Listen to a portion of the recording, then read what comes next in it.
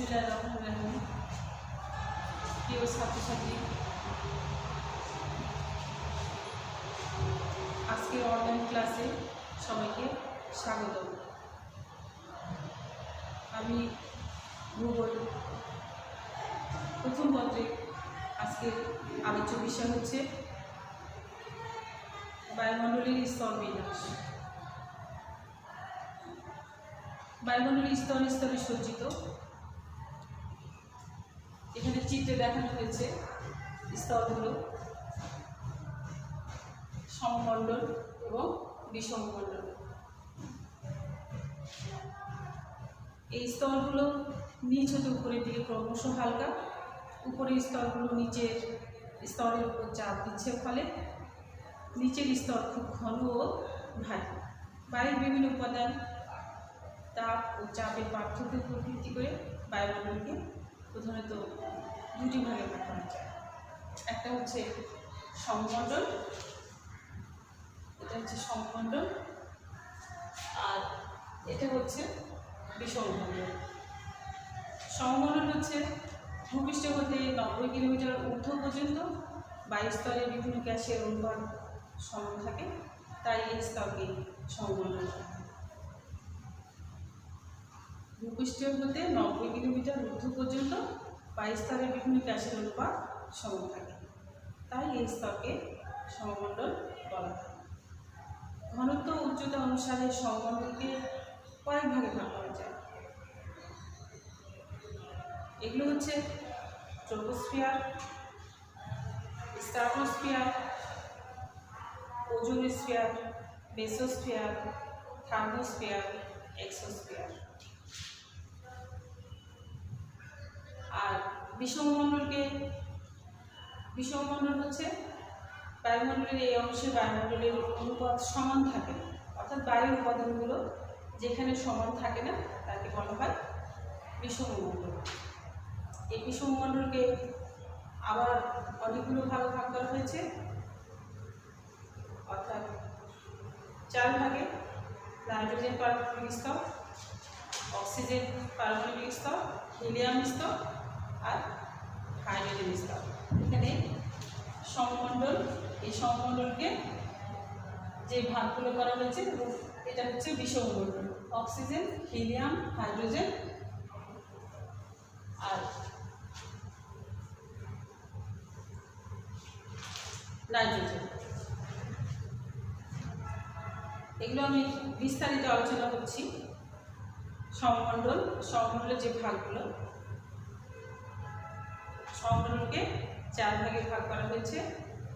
এই ভাগগুলো হচ্ছে ট্রপোস্ফিয়ার। প্রথম ভাগ হচ্ছে ট্রপোস্ফিয়ার। এই স্তরটি বায়ুমণ্ডলের সবচেয়ে নিম্ন স্তর, যেখানে মানুষ ও অন্যান্য জীব বসবাস করে। এটি ভূপৃষ্ঠের নিকটবর্তী হওয়ায় মানুষ ও জীব জগতের জন্য খুবই গুরুত্বপূর্ণ।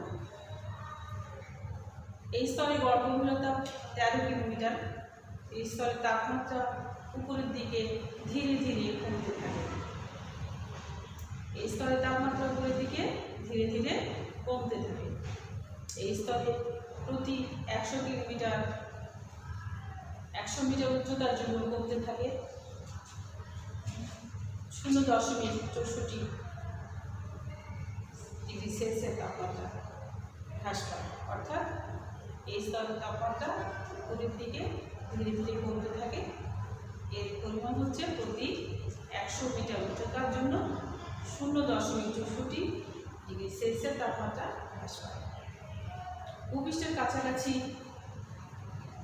1.5 কিলোমিটার থেকে 2 কিলোমিটার উচ্চতার ভূমির গভীরতার জন্য, অর্থাৎ উঁচু নিচু অবস্থানের জন্য বায়ু প্রবাহে বাধা সৃষ্টি হয় এবং বায়ু অশান্ত অবস্থায় থাকে, অর্থাৎ স্থির থাকে না। এই স্তরে জলীয়বাষ্প এবং ধূলিকণা অশান্ত বায়ুর সাথে গম্ভীরতায় মিশে মেঘ, বৃষ্টি, ঝড়, কুয়াশা, বজ্রবিদ্যুৎ প্রভৃতি এই স্তরে ঘটে থাকে। ট্রপোস্ফিয়ারের ঠিক উপরের স্তরকে ট্রপোপোজ বলা হয়। এর গভীরতা হচ্ছে 1.5 কিলোমিটার। তাহলে আমরা ট্রপোস্ফিয়ার জানলাম এবং ট্রপোস্ফিয়ারের উপরের স্তরকে বলা হয় ট্রপোপোজ। এই স্তরে বায়ু স্থির থাকে, অর্থাৎ ট্রোপোস্ফিয়ারে বায়ু স্থির থাকে এবং ঝড় বৃষ্টি মোটেই হয় না, ফলে এই স্তরে বিমান বিনা বাধায় চলাচল করে।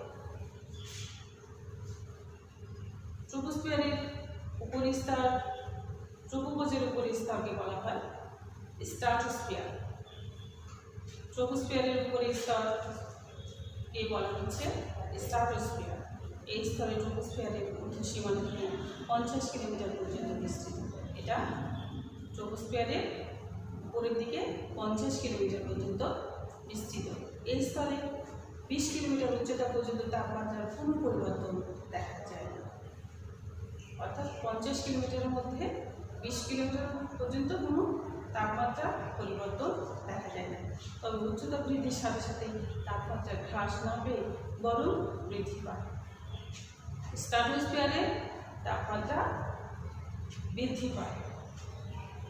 এর উপরের দিকে গধূলি আলো পৌঁছায় না বলে মেঘ দেখা যায় না।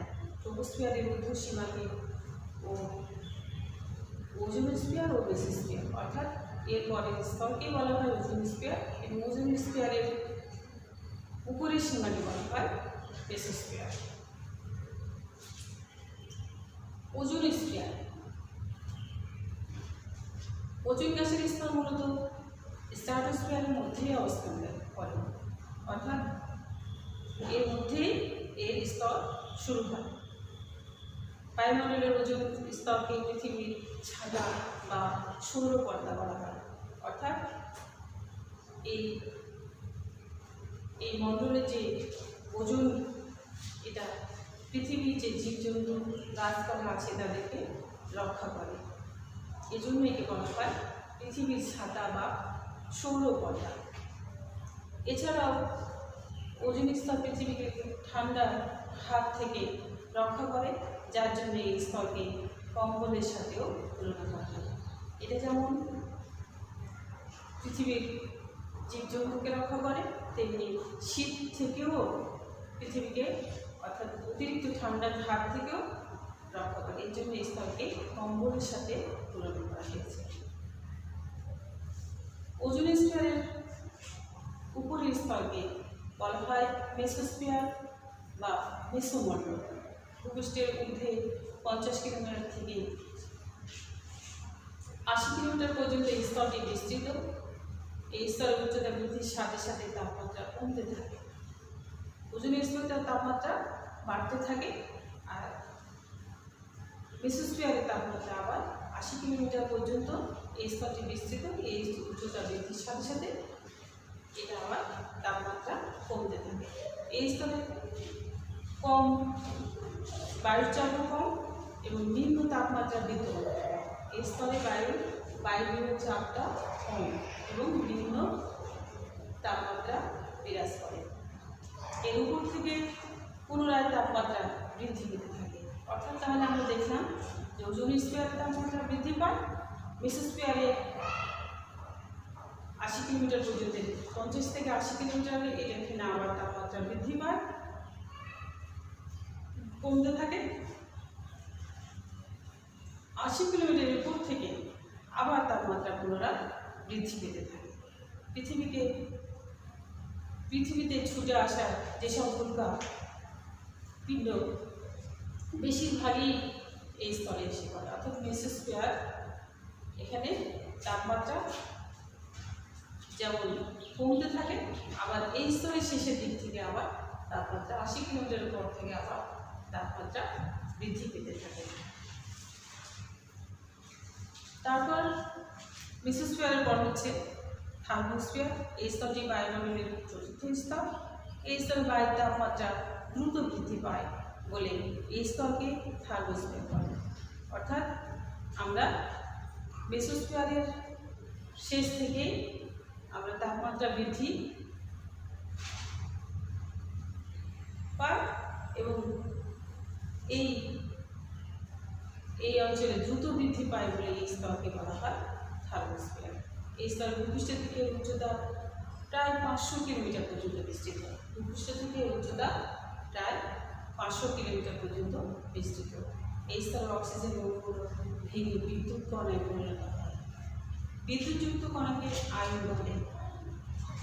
আয়নের আধিক্যের ফলে বেতার তরঙ্গ প্রতিফলিত হয়ে পুনরায় পৃথিবীতে ফিরে আসে। অর্থাৎ আমাদের যে বেতার তরঙ্গ এই মণ্ডলে প্রতিফলিত হয়ে আবার পৃথিবীতে ফিরে আসে। থার্মোস্ফিয়ারের উপরের অংশকে বলা হয় এক্সোস্ফিয়ার। থার্মোস্ফিয়ারের উপরের বায়ুমণ্ডলের বায়বীয় অংশকে, বাকি অংশকে বলা হয় এক্সোস্ফিয়ার। এটি বায়ুমণ্ডলের বাহিরের স্তর, অর্থাৎ শেষ স্তর।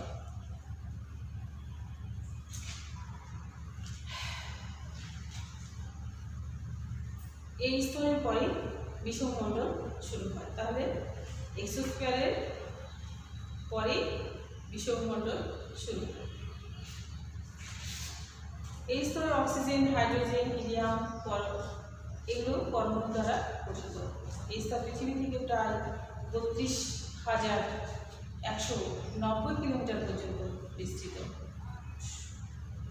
সৌররশ্মির কারণে তাপমাত্রা খুব বেশি এবং বায়ু এত হালকা যে তার অস্তিত্ব প্রায় বোঝাই যায় না। এই স্তরের পরে বিষমণ্ডল শুরু হয়। তাহলে আমরা এক্সোস্ফিয়ার হচ্ছে সমমণ্ডলের শেষ স্তর। এই স্তর থেকে পৃথিবী প্রায় 32,190 কিলোমিটার পর্যন্ত বিস্তৃত।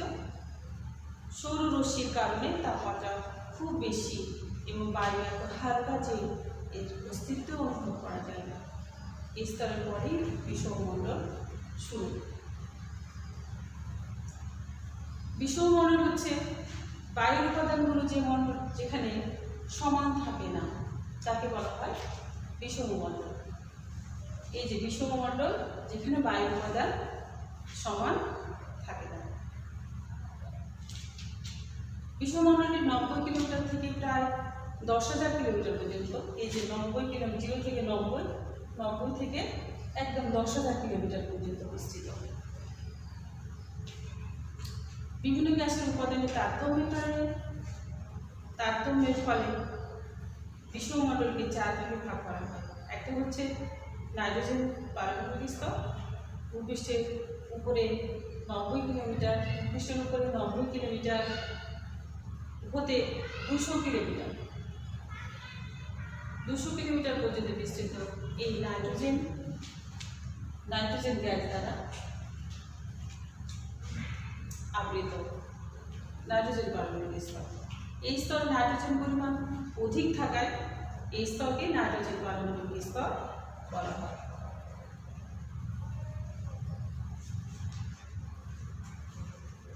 অক্সিজেন পারমাণবিক স্তর। অক্সিজেন পারমাণবিক স্তরে 200 কিলোমিটার থেকে 1100 কিলোমিটার পর্যন্ত বিস্তৃত। অক্সিজেন দ্বারা আবৃত। অক্সিজেনের পরিমাণ বেশি থাকে বলে এই স্তরকে নাইট্রোজেন পারমাণবিক স্তর বলে। তারপর হচ্ছে হিলিয়াম স্তর। অক্সিজেন পারমাণবিক স্তরের 1100 কিলোমিটার থেকে 3500 কিলোমিটার পর্যন্ত বিস্তৃত অঞ্চল হচ্ছে হিলিয়াম গ্যাস দ্বারা আবৃত। হিলিয়ামের পরিমাণ বেশি থাকায় এই স্তরকে হিলিয়াম স্তর বলা হয়। হাইড্রোজেন স্তর। হিলিয়াম স্তরের 3500 কিলোমিটার থেকে 10,000 কিলোমিটার, হিলিয়াম স্তরে 3500 থেকে 10,000 কিলোমিটার পর্যন্ত বিস্তৃত অঞ্চল হাইড্রোজেন পরমাণু দ্বারা গঠিত। এই স্তরে হাইড্রোজেনের পরিমাণ অধিক থাকায় বা বেশি থাকায় একে হাইড্রোজেন স্তর বলা হয়। এছাড়া বায়ুমণ্ডলের যে বিভিন্ন গ্যাসীয় উপাদান দ্বারা গঠিত। বায়ু উপাদান, পৃথিবীর পৃষ্ঠে বায়ু উপাদান সর্বত্র সমান নয়। ভূপৃষ্ঠ থেকে 80 কিলোমিটার উচ্চতা পর্যন্ত বায়ু উপাদান প্রায় সমান থাকে। বায়ুমণ্ডলের উপাদানকে 3 ভাগে ভাগ করা যায়। বায়ুমণ্ডলের উপাদানগুলোকে 3 ভাগে ভাগ করা যায়। এই উপাদানগুলো হচ্ছে গ্যাসীয় উপাদান, জলীয় বাষ্প এবং ধূলিকণা। প্রধান উপাদানগুলো হচ্ছে হচ্ছে নাইট্রোজেন, বায়ুমণ্ডলের সর্বাধিক গুরুত্বপূর্ণ উপাদান। এই গ্যাসের পরিমাণ প্রায় 78.08%। এটি একটি নিষ্ক্রিয় গ্যাস হিসাবে বায়ুমণ্ডলে বিরাজ করে, বায়ুর আয়তন বৃদ্ধি এবং অক্সিজেনকে পাতলা করতে কার্যকরী ভূমিকা পালন করে। এই নাইট্রোজেন গ্যাস বায়ুর আয়তন বৃদ্ধি এবং অক্সিজেনকে পাতলা করতে কার্যকরী ভূমিকা পালন করে। এই গ্যাস পৃথিবীর সব জীবে প্রোটিন জাতীয় খাদ্য তৈরিতে সাহায্য করে থাকে। কোনো কোনো ব্যাকটেরিয়া বায়ু থেকে নাইট্রোজেন সংগ্রহ করে থাকে। তাহলে আমরা নাইট্রোজেন সম্পর্কে জানলাম যে গ্যাসের পরিমাণ হচ্ছে 78.08 ভাগ। এটি বায়ুমণ্ডলের আয়তন বৃদ্ধি এবং অক্সিজেনকে পাতলা করতে সাহায্য করে। পৃথিবীর সব জীবে প্রোটিন জাতীয় খাদ্য তৈরিতেও সাহায্য করে এবং কোনো কোনো ব্যাকটেরিয়া বায়ু নাইট্রোজেন সংগ্রহ করে থাকে। অক্সিজেন, বায়ুতে অক্সিজেনের পরিমাণ 20.91%। অক্সিজেন ছাড়া জীব টিকে থাকতে পারে না। অক্সিজেন জৈবিক জ্বালানিতে এবং দহন ক্রিয়ায় সহায়তা করে থাকে। অক্সিজেন জীবের শ্বাসকার্য চালাতেও সাহায্য করে, অর্থাৎ মানুষ জীবজন্তু কেউই অক্সিজেন ছাড়া বাঁচতে পারবে না। কার্বন ডাইঅক্সাইড, বায়ুমণ্ডলে কার্বন ডাইঅক্সাইডের পরিমাণ 0.03 ভাগ। দিনের বেলা উদ্ভিদ সালোক সংশ্লেষণ প্রক্রিয়ায় কার্বন ডাইঅক্সাইডের গ্রহণ করে খাদ্য তৈরি করে। কার্বন ডাইঅক্সাইডের মাধ্যমে খাদ্য তৈরি করে। উদ্ভিদ আবার প্রাণী জগতের খাদ্য সরবরাহ করে। বর্তমানে মানুষের কাঠ, কয়লা ইত্যাদি জ্বালানি হিসেবে ব্যবহার করায় বায়ুমণ্ডলে কার্বন ডাইঅক্সাইডের পরিমাণটা বেড়ে গিয়ে বায়ুতে তাপমাত্রা বৃদ্ধি পায়। ওজোন গ্যাস, বায়ুমণ্ডলের অন্যান্য উপাদানের মধ্যে ওজোন গ্যাসের গুরুত্ব খুব বেশি। এই গ্যাস সূর্যের অতিবেগুনি রশ্মি শোষণ করে পৃথিবীকে জীবকুলের বসবাসের উপযোগী করে রাখে। ওজোন গ্যাস সূর্যের অতিবেগুনি রশ্মি শোষণ করে এবং জীবকুলকে বসবাসের উপযোগী করে রাখে। বায়ুমণ্ডলে ওজোন না থাকলে সূর্যের অতিবেগুনি রশ্মির তখনই পৃথিবীর প্রাণ ভরে যেত এবং প্রাণীকুল অন্ধ হয়ে যেত, উদ্ভিদকুলের ধ্বংস হয়ে যেত। জলীয় বাষ্প, বায়ুমণ্ডলের আরেকটি গুরুত্বপূর্ণ উপাদান হচ্ছে জলীয় বাষ্প। জলীয় বাষ্পের এইভাবেই পৃথিবীতে বৃষ্টিপাত, মেঘ, শিশির, কুয়াশা, ধূলি প্রভৃতি সৃষ্টি হয়। তাপমাত্রা বৃদ্ধি পেলে বাতাসের জলীয় বাষ্পের ধারণ ক্ষমতা বাড়ে, আর তাপমাত্রা কমলে ধারণ ক্ষমতাও কমে যায়। অর্থাৎ তাপমাত্রা বৃদ্ধি পেলে বাতাসের জলীয় বাষ্পের ধারণ ক্ষমতা বাড়ে, আর তাপমাত্রা কমে গেলে ধারণ ক্ষমতাও কমে যায়। জলীয় বাষ্পের ধূলিকণা, ধূলিকণা সাধারণত আগ্নেয়গিরি থেকে নির্গত সূক্ষ্ম শিলার জন্য ছাই, সমুদ্র তীরে ধুলি, ধুলাবালি, কলকারখানার পোড়া ছাই প্রভৃতি থেকে সৃষ্ট বায়ুমণ্ডলে মিশে যায়। বায়ুমণ্ডলের ভাসমান ধূলিকণার আশ্রয় করে জলীয় বাষ্প ঘনীভূত হয়ে মেঘে পরিণত হয় এবং কুয়াশার সৃষ্টি হয়।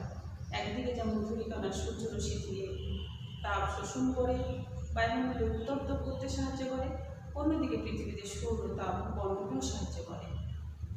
তাহলে বায়ুমণ্ডলের ভাসমান ধূলিকণাকে আশ্রয় করে জলীয় বাষ্প ঘনীভূত হয়ে মেঘে পরিণত হয় এবং কুয়াশার সৃষ্টি করে।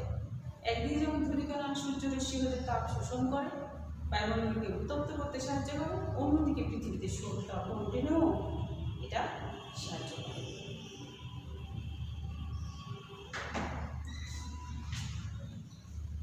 আজকে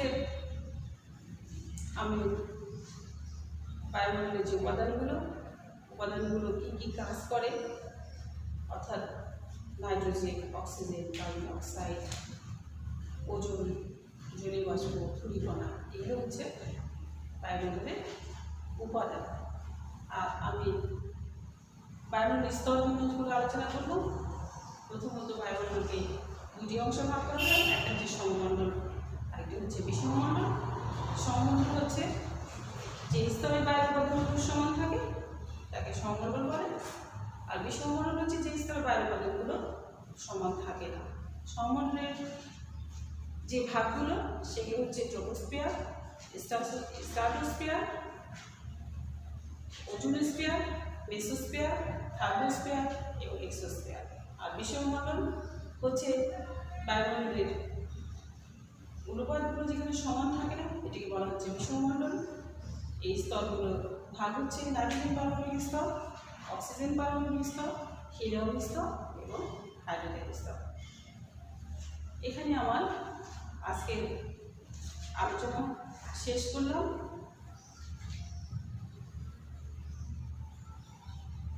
খোদা হাফেজ।